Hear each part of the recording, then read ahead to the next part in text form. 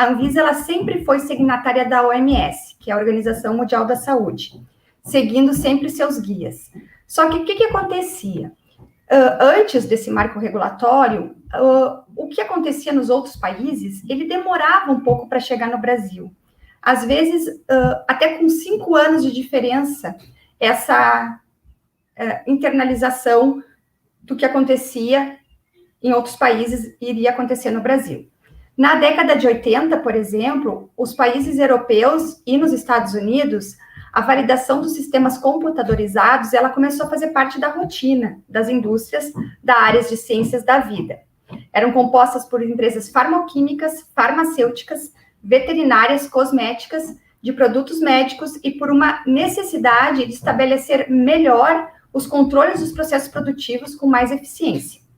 Só que somente em 1994 surgiu na Inglaterra a primeira versão do GAMP, que é um rascunho ainda, que é o Good Automated Manufacturing Practice, que é um guia de validação de sistemas computadorizados. E ele, em 1994, surgindo na Inglaterra, ele foi difundido mundialmente. E é uma das principais referências, até hoje, na área de sistemas informatizados. Atualmente, o GAMP está na versão 5. Só que a gente pode ver que isso começou em 1994. No Brasil, né, entretanto, né, não foi bem nessa época que aconteceu, a validação dos sistemas computadorizados ela começou a ser regulamentada pela Anvisa só em 2005. É uma grande diferença. E ainda somente para a indústria farmacêutica, nem foi para a indústria farmacêutica. Foi em 2010, com a RDC 17, de boas práticas de fabricação de medicamento, que a regulamentação foi exigida para a indústria farmacêutica. E, posteriormente, daí ela foi expandida para as demais indústrias de ciências da vida, que a gente define como indústrias cosméticas, de saneantes, as indústrias de produtos veterinários. Em 2011 e 2014, a Organização Mundial da Saúde ela fez a revisão dos seus guias. A gente tem, dentro dessa revisão, o anexo 15, que ele é específico para validação e para qualificação. A RDC 17 de boas práticas, além da validação dos sistemas computadorizados, que não existia antes na legislação, ela também trouxe mais sobre sistemas de água, deixando as informações mais completas e trazendo uma exigência maior em cima dos sistemas de água. Na Europa, em 2015, já era cobrado das empresas a qualificação de transporte, que é uma outra legislação. Isso que eu estou trazendo para vocês é só para a gente entender o tempo que levava para as coisas acontecerem aqui no Brasil. Então, essa legislação de transporte já cobrada na Europa, aqui no Brasil não se falava nessa legislação. E com a introdução do Brasil no PIX, que foi em 2020, 2021, o cenário vai mudar totalmente. E a gente não vai mais ter aquele tempo que a gente tinha de familiarização das normas internacionais antes de aplicar aqui no Brasil. A coisa vai acontecer de forma mais homogênea, vamos dizer assim.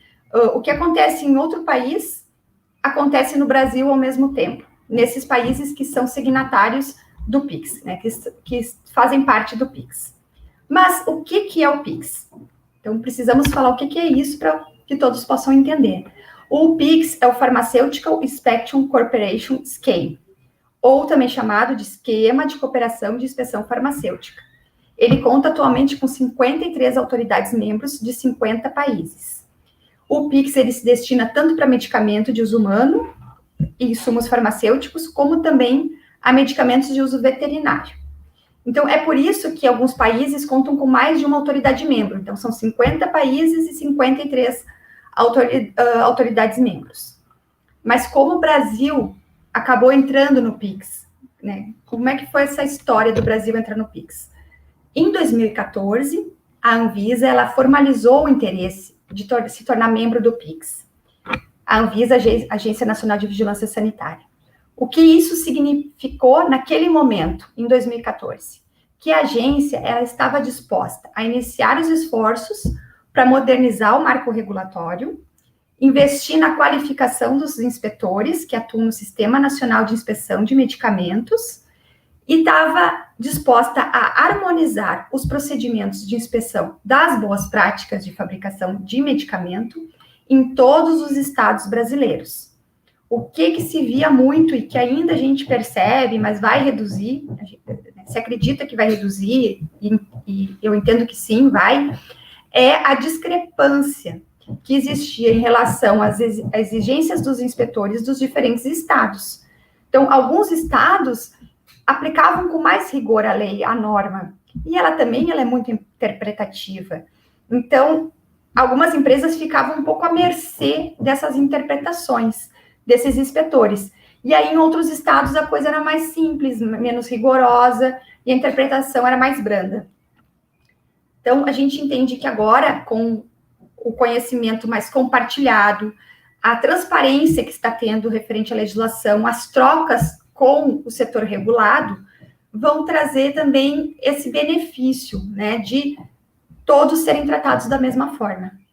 Então, a Anvisa, ela foi se adaptando também internamente à realidade do PIX, fazendo uma revisão dos documentos operacionais. Porque assim como as empresas, as indústrias farmacêuticas têm os seus procedimentos, a vigilância sanitária, ela também começou a se qualificar nessa parte, a desenvolver seus procedimentos internos, a trazer mais transparência aos processos, treinamento dos colaboradores e divulgação, inclusive, desses procedimentos, que o setor regulado consegue obter também esses procedimentos.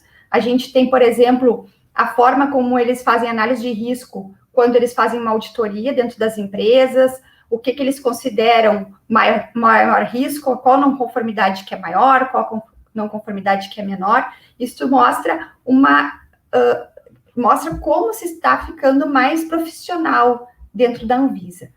E tudo isso aconteceu para que também se conseguisse a certificação por autoridades sanitárias estrangeiras de que o processo de inspeção brasileiro ele é equivalente aos demais países integrantes do PIX.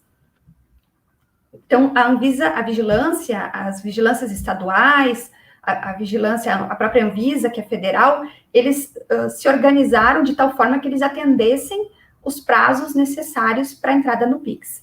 Então, em outubro de 2019, o país ele recebeu os inspetores do PIX, que eram membros das agências sanitárias do Reino Unido, de Portugal, de Malta e de Hong Kong, e que auditaram a Agência Nacional de Vigilância Sanitária, a Vigilância Estadual de Minas Gerais também foi auditada, e a Vigilância Sanitária Municipal de São Paulo. Nessa oportunidade, a Fundação Ezequiel Dias, de Minas Gerais, e os laboratórios farmacêuticos privados de 2 estados também foram auditados. E a data prevista para adesão da Anvisa ao PIX, ela era esperada para abril de 2020. Devido à pandemia, atrasou esse processo. Então, foi postergada essa data, e a entrada da Anvisa oficialmente no PIX acabou acontecendo a partir de janeiro de 2021.